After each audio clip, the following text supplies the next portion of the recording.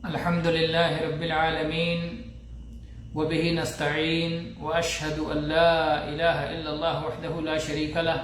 وأشهد أن محمدا عبده ورسوله صلى الله عليه وعلى آله وصحبه وسلم تسليما كثيرا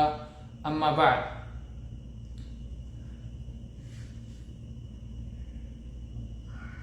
قربانی کے مسائل کے تعلق سے درس کا سلسلہ اللہ کے فضل و کرم سے جاری ہے، جس میں گزشتہ درس میں اس بات سے متعلق گفتگو ہوئی تھی کہ وہ کون سے عیب دار جانور ہیں جن کی قربانی اللہ تعالیٰ کے ہاں قابل قبول نہیں ہے۔ اس میں ایک بنیادی بات بتائی گئی کہ آپ نبی کریم صلی اللہ علیہ وسلم کی وہ حدیث پیش نظر رکھیں جس میں آپ نے باقاعدہ اپنی انگلی کے اشارے سے 4 عیوب کے بارے میں بتایا، یا 4 قسم کے عیب دار جانوروں کے بارے میں بتایا کہ ان کی قربانی قابل قبول نہیں ہے۔ 4 لا تجوز فی الضحایا او لا تجزئ فی الضحایا، 4 طرح کے جانوروں کی قربانی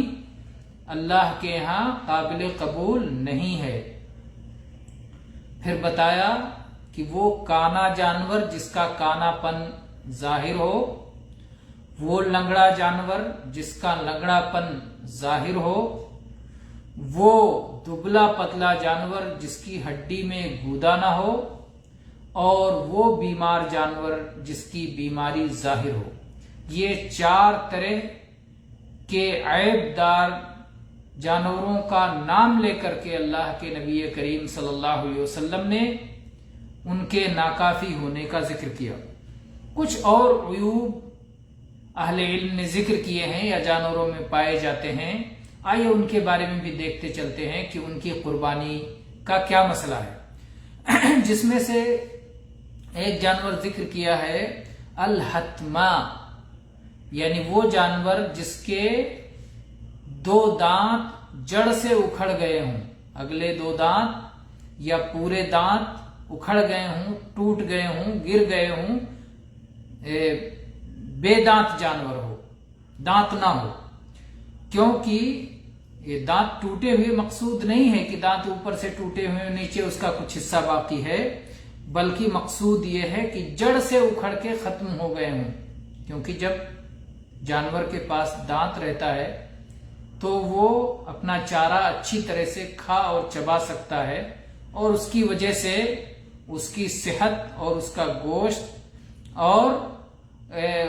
وہ صحت مند رہے گا۔ لیکن جس جانور کے سرے سے دانت ہی نہیں ہوں گے، یا اگلے 2 دانت جس کے ٹوٹ کے گر جائیں گے، تو وہ اچھی طرح سے چر نہیں سکتا اور اپنا چارہ کھا نہیں سکتا۔ اس لیے ایک تو وہ بدصورت بھی ہوگا دانت گرا ہونے کی وجہ سے، دوسرے وہ صحت مند بھی نہیں ہوگا۔ تو ان 2 وجہ سے بعض اہل علم نے ان کو بھی کہا کہ ان کی قربانی کافی نہیں ہے، کیونکہ یہ بھی ایک طرح کا عیب ہے، یعنی جس کے اگلے 2 دانت بالکل جڑ سے ہی ختم ہو گئے ہوں، اکھڑ گئے ہوں، ختم ہو گئے ہوں، یا سارے دانت اکھڑ گئے ہوں۔ لیکن صحیح بات یہ ہے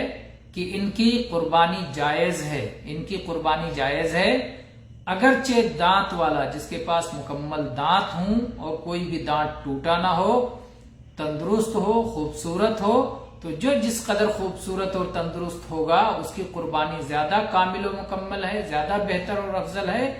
لیکن کسی قربانی کے ناکافی ہونے کے لیے یا اللہ کے ہاں غیر مقبول ہونے کے لیے اس کی شرعی دلیل ہونی چاہیے۔ تو اللہ کے نبی صلی اللہ علیہ وسلم نے جب 4 جو ہے عیوب بتا کر کے بتا دیا کہ اس سے بڑے عیوب جو ہیں وہ قابل قبول نہیں ہیں، تو ایسی صورت میں ان کم تر عیوب والے جانوروں کو، جو اس کے علاوہ جو عیوب ہیں اور جو اس سے ان ذکر کیے گئے عیوب سے کمتر ہیں، ان کی قربانی ظاہر ہے کہ کافی ہوگی.